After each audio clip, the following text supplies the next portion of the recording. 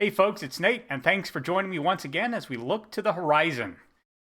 We're still talking about Hardwick. This is my ongoing project. I'm probably going to be talking about it for at least another month or so. So hopefully you're enjoying what you're hearing so far. I just got my first round of beta reader feedback, and it's been very interesting. Now, I think readers are an important part of working out any kind of project, but it's understandable if people can't get any.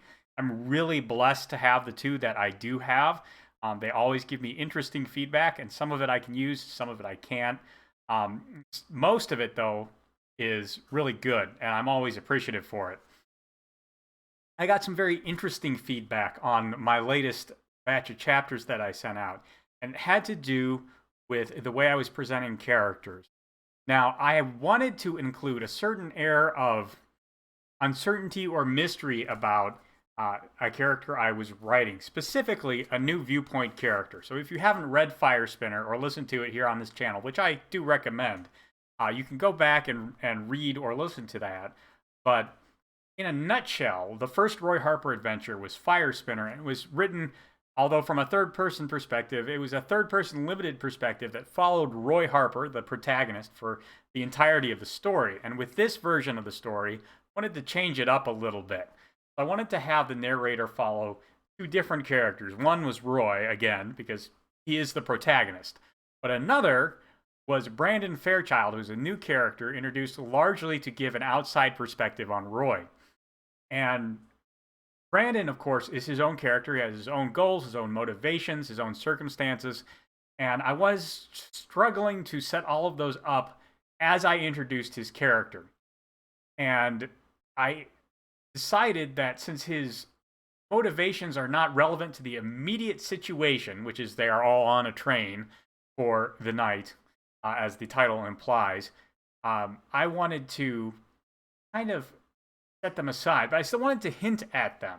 So I wrote 3 or 4 paragraphs that kind of glossed over what his motivations were. It left them very uncertain, but gave some hints towards them.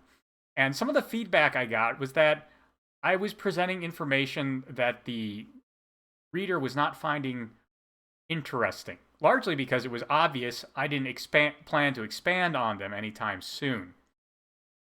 And that's very useful feedback to have. You don't want to write stuff that your audience doesn't want to read or hear or excuse me, or see as they are going through your project, whether it be novel or novella or comic book or a TV show or a stage play.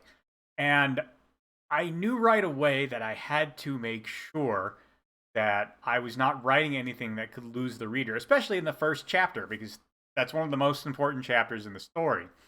It's what really grabs readers and brings them in. Anything boring in there is bad.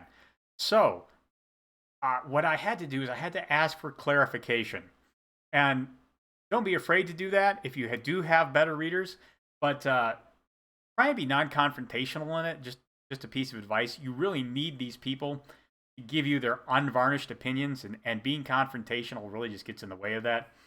But what I did is I asked whether he found the discussion of Brandon's motivation entirely off-putting, or if there was something I could do to salvage it, or if he just wanted it taken it out entirely, so that that nagging sideline wasn't there. And he said what he really wanted, to understand more about how Brandon felt about his situation and less about his situation itself. And after thinking about it, I can understand why that's the case. What you really want to do at the beginning of the story is get invested in a character.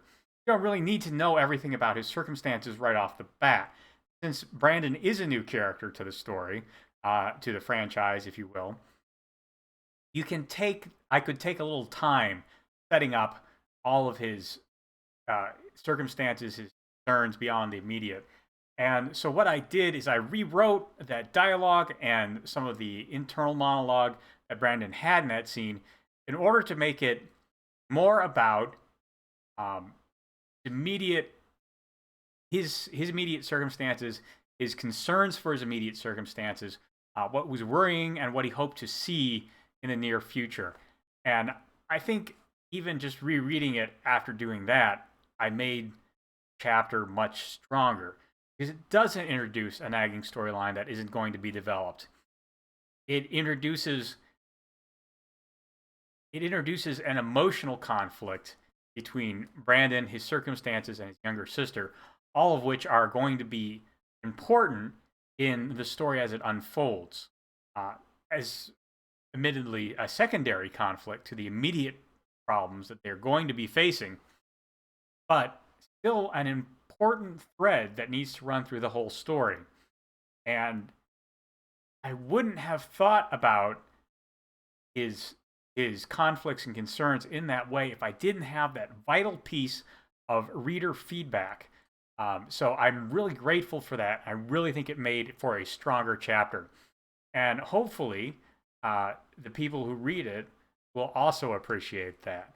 So, yeah, reader feedback, very important. Very important to ask for clarification on it if you can't immediately think of what can be done to resolve a complaint or a note given in reader feedback.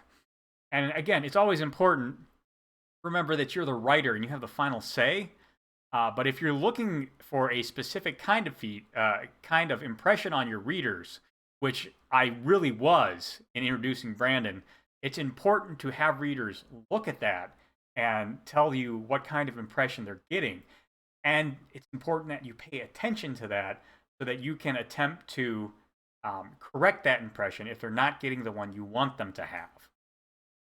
So yeah, definitely always get reader feedback on your stories if you can, especially before they go to press and they're out there for the whole public to see.